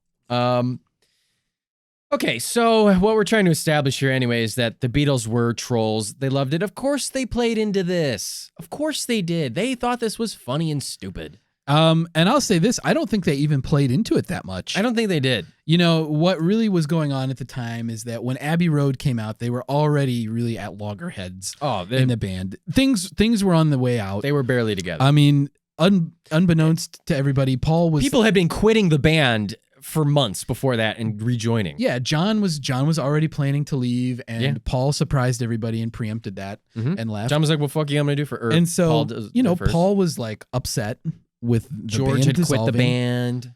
He went to his farm in Scotland, and really all he was trying to do is like disconnect for a while, like take a break. He described it as he'd been switched on for 10 years and he never really switched off, and now he was trying to switch off some more. So he went to his farm in Scotland and he was just quiet. He himself said he used to do an interview a week in the press just to keep his name in the papers. Wow. Which, I mean, talk about ego, right? But then he stopped doing that. So it just helped, somehow this rumor caught on for some reason in 1969 in college campuses. Like for some reason in the US it got big in 1969, and it was sort of, people saw it, like you said, confirmation bias. Paul was more withdrawn from public life. So people thought he died now. Now, why did people think that he had died 3 years before and now this is happening? Like, wouldn't it make more sense that he died in like 1969? Yeah, I mean, let's talk about that. So they found a guy who can impersonate Paul to a T.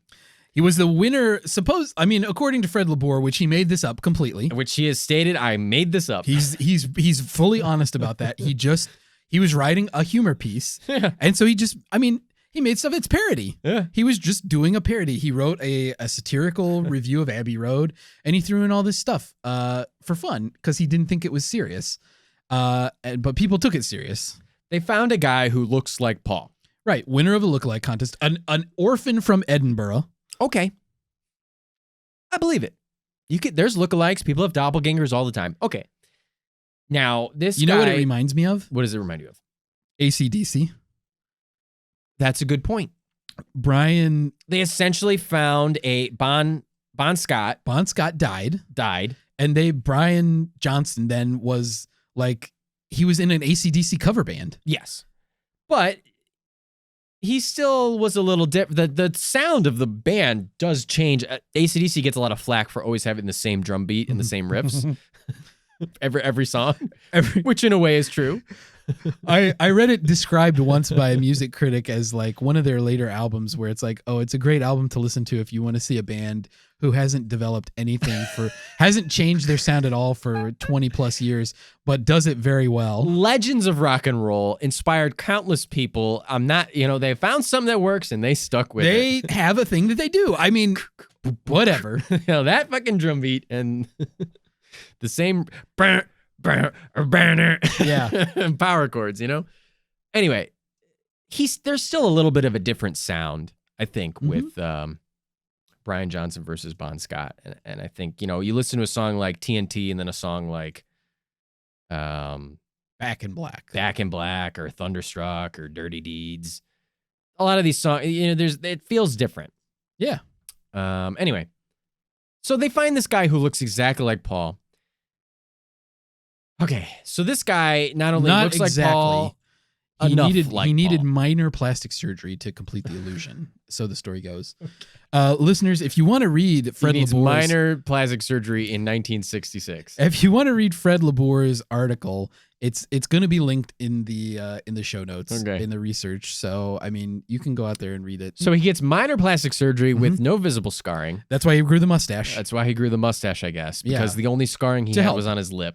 Right, to help just offset the whole thing. He sounds like Paul. He sings like Paul. The Beatles trained him to do that. The Beatles all trained him within a matter of who knows how long. He plays like Paul, and then he went on to have his own career. He contributes music to the band. Like, that's part of the thing. Some random schmuck off the street went on to write Hey Jude. That's what you're telling me. Yeah. And maybe I'm amazed. Written by an orphan. Band on the Run. Yep. Written by an orphan. I mean, maybe to Andy's point of view, the reason why most of Wings sucks is because it's not Paul. Because you're not Paul. a Wings fan.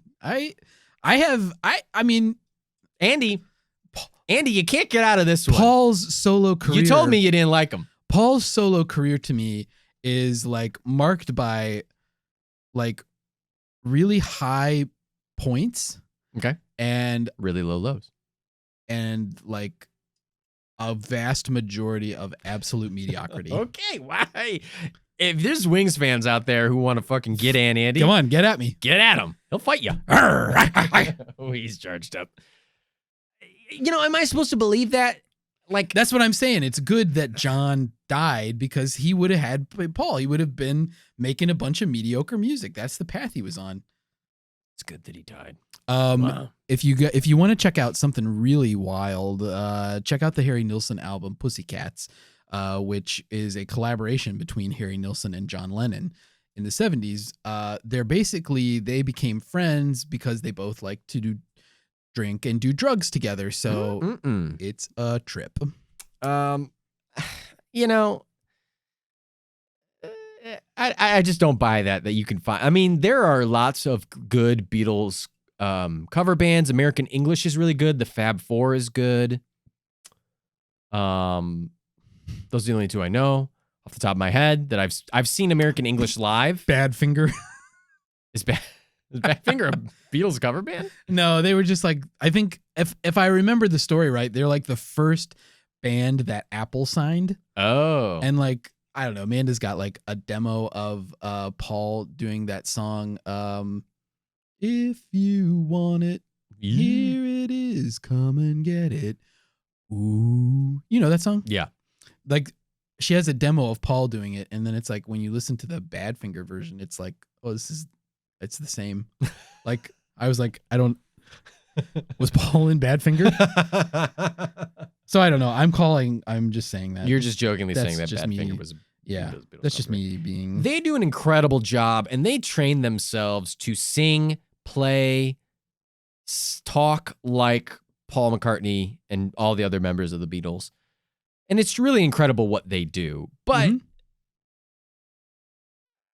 I mean, they don't also look like them and like are able to then also write their own Beatles-esque music. Like, yeah, you know, it's just too much. It's too much. Well, you know, Art, I'm gonna jump into one of my favorite roles again as devil's advocate. Okay. And say that's part of the rumor though, right? Is that the music style changed. That's true. And some people say maybe it's a good thing that Paul died and that William Campbell came into the band because it took them to a new and better place. Now, are we saying that's what happened when they went off to India and hung out with the Maharishi and they studied Hare Krishna? They were trained. They were actually, that was a cover to train this William Campbell how to play the sitar. I believe they had already been to the mountaintop retreat with the Maharishi by the time that Paul would have died. Like they would have been back from that adventure. Well, then that's what inspired, I think, the change in Sgt. Pepper's, though, right? That's why Sgt. Pepper's is such a weird fucking album. I think it was just more like the drugs, the psychedelia of the time. Yeah. You know, I think a lot of times the Beatles were really good about like staying up to date on what like trends were, and they had such a big platform that they could like make wholesale changes in the like pop music space just by what they were doing. You know, whereas like I think for like psychedelia, like the stuff like Sgt. Pepper's, the groundwork's already there. They're picking up on this trend and they're exploring it. So, you know, to say that it's like something that they invented, I don't think is wholly true. Well, I mean, I'm not saying they invented it. That's what you said. Those were your words. Why? Those were your words. Man, that's crazy to think that they were like fucking 28 years old. Yeah. Isn't that incredible? Yeah. I'm such a failure by comparison. Hey, you're telling me. I'm over 28. Like I left 28 behind a long time ago. Oh, wow. Yeah, that makes me feel terrible. And I'm sitting in a doomsday preppers bunker talking about way more successful people than me. With a guy you don't even like. I can't stop getting captured. Oh, you're the walrus. You're the blue kazoo. Yeah. I don't know what Mr. Blue? What? There's a blue guy, right? There's something blue related. Alice in Wonderland? No, in the Beatles. There's the walrus and there's something blue, right? I'm Mean Mr. Mustard. Mean Mr. Mustard. Is that who you're thinking of? That's who you are. All right. I mean, what? You were going to sing? No, I was just going to keep singing. Oh, okay.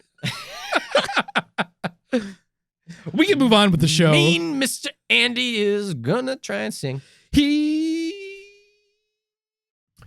I don't know, Andy. Is there anything else you want to bring up for this?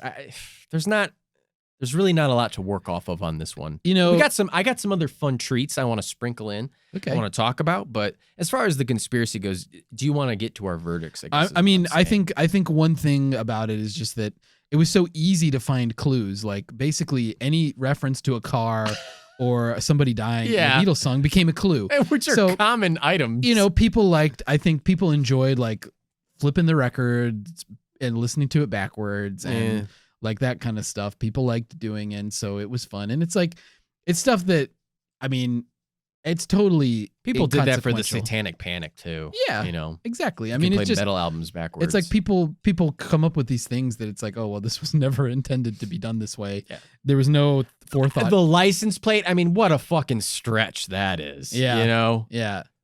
LMW.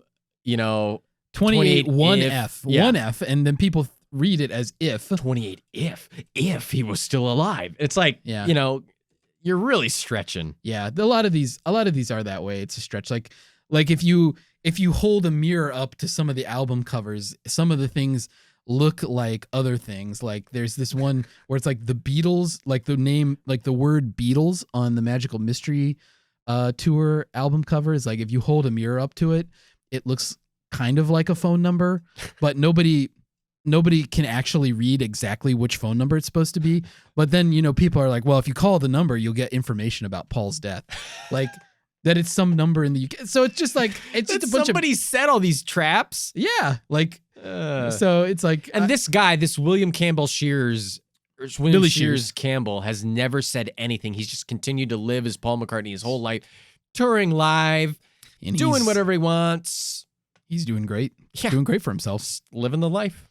And like you said, he's got a pretty big set of cojones to like just put it out there and mock the whole thing in 1993. I mean, I guess he figures by this point he's made it.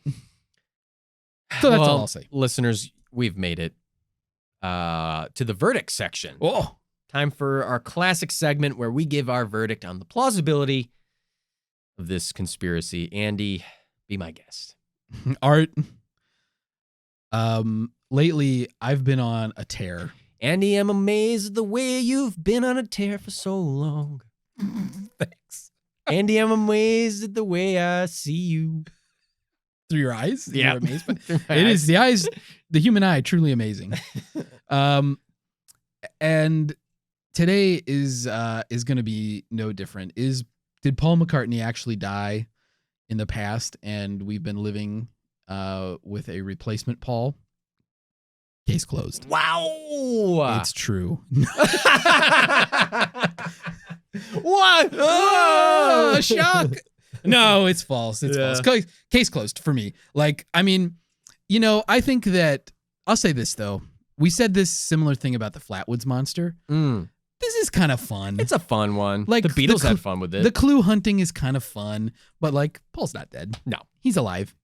He never died. Nothing about it reeks of truthfulness or convincing. It all just reeks of like of what Fred LaBour, he was making a joke and people took it way too serious. Like way too serious. So that's a quick verdict from me, case closed. And you know what? Andy Lane is in my ears and in my heart. And he's singing ooh la dee ooh la da. You know what? And while my guitar gently weeps, I'm in a yellow submarine saying, let it be. Because here comes the sun. That was yesterday. And I just want to hold your hand, Andy, and twist and shout at the blackbird saying, case closed. Wow. Listeners, we have been on a journey. Because you know what? We don't need Paul is dead. All we need is love. on this long and winding road that we call life. The two of us here in the bunker. In my life, Andy, it's hello and goodbye because you know what? Mr. Bunker loves you. And there's a revolution. You're going to get all my loving. Oh. You're going to get all my verdict. Oh, okay. Because I feel fine. Case closed, we can work it out. And if you don't agree with it, we can work it out. I got Norwegian wood in my pants with a little help from my friends. You know what I'm saying? Oh, I know. Don't let me down, Andy. Because I see you standing there. I think that's every fucking Beatles song. That's all of them. Hey, Jude. I dig a pony. Oh, God. So your verdict is case closed? Yeah, case closed. Case closed. Andy, now that I've said almost every Beatles song, I'm going to give you a hard fucking question. Your favorite Beatles song. The listeners want to know. So do I. What's your favorite Beatles song? Well, I think all time. You got to pick number one. Okay, my favorite Beatles album. No, song. Oh, hold on. I'm getting there. Mm-mm. My favorite Beatles album of all time All right, let's is hear it. Revolver. Okay. To me, that's my favorite. Helter Skelter. No. Helter Skelter's in the White Album. Oh, fuck. But Revolver. What'd you say? Oh, you said Revolver. Revolver, tip to tail, I think is the best sausage in the bunch. And you know, I think the song I like best from Revolver is actually a Paul McCartney song. And so if I you know, ask me any day and I might waffle on this a little bit. I wouldn't be surprised. You know how I know you wouldn't be surprised by that because I never commit to anything. Sorry, Amanda, but I think that I'll say that my favorite song is Come on, Andy. Let the listeners know. All right, I'm just gonna go for it. What's the name of it? Oh, gee. She doesn't need you. She came in through the bathroom window? She came in through the bathroom wall. She was a large glass of red liquid. Nobody tells her she's the Kool-Aid man. Ah. Yeah, that was a good one. Oh, For No One, of course, For No One. Wow. Embarrassed my self on that one. For No One. She came in through the bathroom window, protected by a silver spoon. But now she pours the red liquid out of her head, cranium, her body, by the banks of her own lagoon. I don't know. All right, so what was yours? For No One. For No One. How does that one go? You wake up, you take your time and don't feel. She wakes up, Okay. As you can tell, listeners, I'm great with lyrics. I've never heard the song before. Andy, you're making me look like a fucking fool. Your day breaks, your mind aches, you find that all the words of kindness linger on when she no longer needs you. She wakes up, she makes up, she takes her time and doesn't feel she has to hurry. She no longer needs you. And in her eyes you see nothing.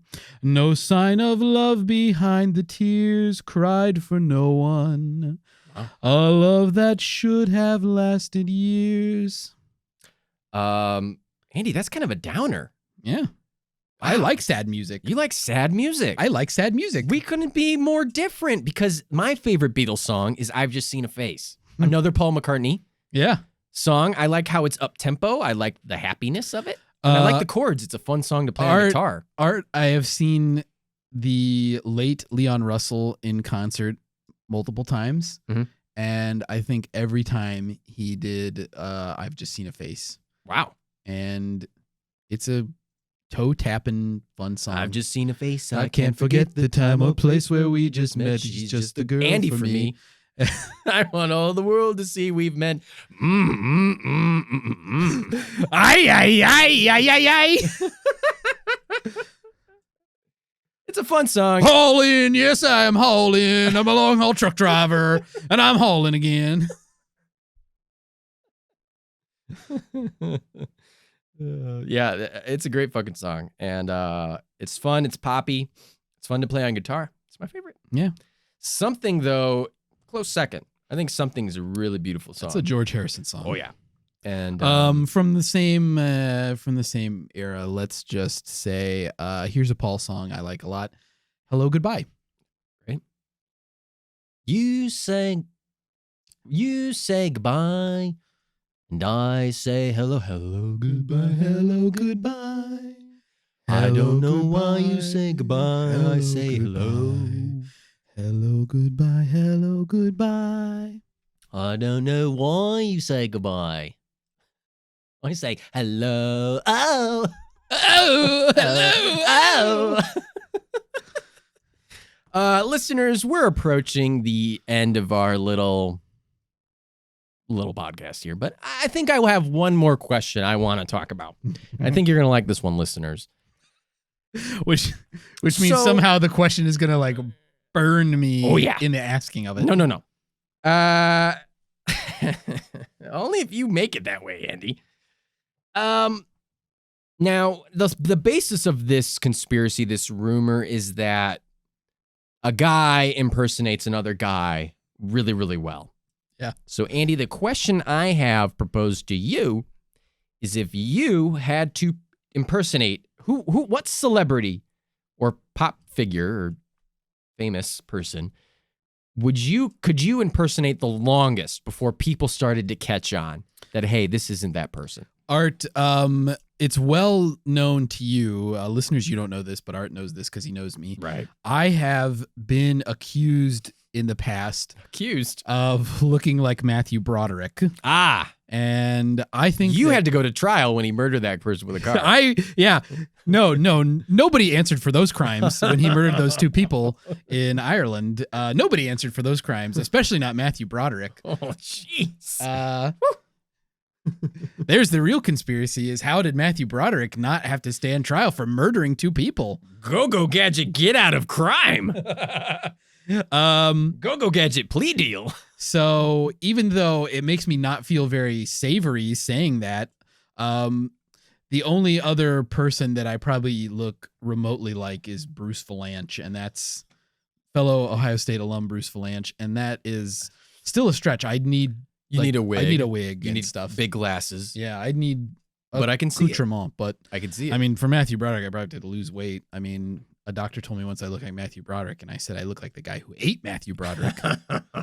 You got that doctor. You burnt that doctor before he could burn you. Torched him. I mean, I knew it was coming. Yeah, and that's you beat him to it. I'm if you're a Call of Duty fan, I'm the martyrdom. What a reference.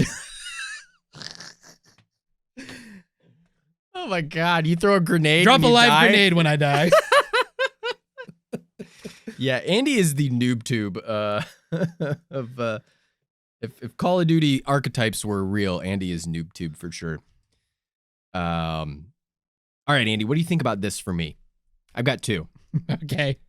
At the same time or two options? No, two options. Okay. My first is I think that if I have the right length of hair and the light catches me right, I kind of look like Dennis from Always Sunny.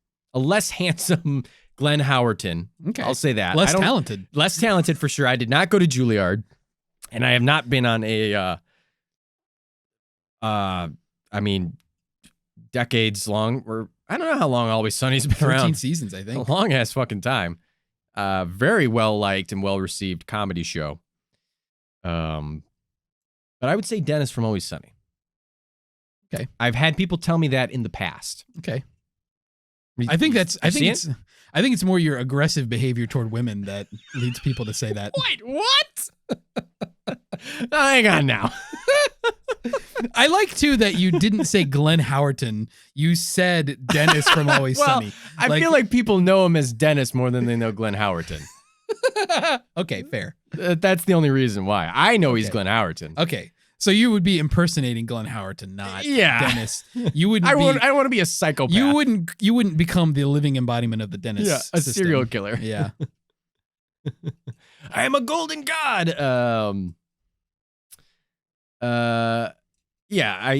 Now I've also had other people tell me Zach Braff. I don't see Who it. told you that? I'm not going to name names. Okay. Nobody you know. Okay. But I've had people say Zach Braff. I think they had an ulterior motive. And I think telling that's you just that. trying to make fun of my nose. Yeah. I think that's a little rude. Yeah. Because I don't see Zach Braff. Yeah. Yeah. Okay. All right. Cool. I'd say Glenn. Okay. Impersonate Glenn. Okay. I'm going to take Glenn Bring back Howerton. AP Bio. I never saw it. It was all right. Okay. I wasn't that into it. I tried. I really tried. I gave it like 7 episodes. Wow. And maybe it picks up. Maybe it's better. But, you know, I'm a big Mike O'Brien fan, as I know you are, Andy. Mm-hmm. Incredible improviser, performer, writer. He was on that show? He wrote it. Oh. He's the showrunner and the head writer. Oh, God. Yeah. Oh. That's incredible. Yeah. Michael Patrick O'Brien. I've seen him. We've seen him live together. Very funny. Incredible performer. Incredible comedian. Yeah, he's great. Anyway, Andy, I think that's it. I think we closed the case on this one. Another one in the books. You got any last thoughts you want to share before we let our listeners go? I'd just like to remind the listeners that in the end, the love you make is equal to the love you take. Ooh, that's lovely, Andy. I made that up. You made that up. Yeah. You made up that. I certainly didn't steal it from a Beatles lyric. Oh, definitely not. Definitely not. And I definitely wasn't looking up certainly wasn't something. It certainly on the wasn't internet. the closing. You were looking up the word of the day, so you could say. What are you talking about? And it certainly wasn't the closing of the Chris Farley show interview with Paul McCartney, where Chris Farley investigates the Paul is dead rumor. Shout out to SNL. Yeah. A little show you might have heard of. I'd heard of it, just like you might have heard of the Beatles. Well, hey, actually, you know what I read? Just a fun fact. Yeah. Now that we talked, since I brought up SNL. Sure. There was Paul and John, before John died, they were at Paul's place at the Dakota watching SNL one night. And this is like one of the last times they were together in person. It may be the last time they were together in person. There was something on SNL where somebody like offered like $3,000 or something for them to like reform the band. Oh, wow. And the two of them like seriously considered going down to the studio and like just crashing the show. That would be, because we've been to Playing a live Strawberry set. Fields and we've been to the Dakota, you and I together. Yeah, we've been there. I think we saw didn't we see 2 homeless people fight each other in the park? Yeah, it might have been. And And we then were there was Carcosa right there. Oh, yeah. They had this wooden thing when we were there, and it was not long after True Detective season 1, so we called it Carcosa. We were saying, Carcosa, Yellow King, bye. Yellow King, bye, Carcosa. That would be cool. That would have been funny if they did that. Yeah, but Cheeky. That would have been cheeky. They decided it was too late in the night, and so they didn't go. I understand that. If that resonates with anybody, it resonates with me. Yeah, I would never even seen it. Someone would have to tell me about it the next day. Well, listeners, I hope you enjoyed our little episode here on Paul is Dead. You know what? For the titular Mr. Bunker and for my stolid co-host, Andy Hart, I'm That's Arthur me. Stone saying that was the whole enchilada. Far out, man.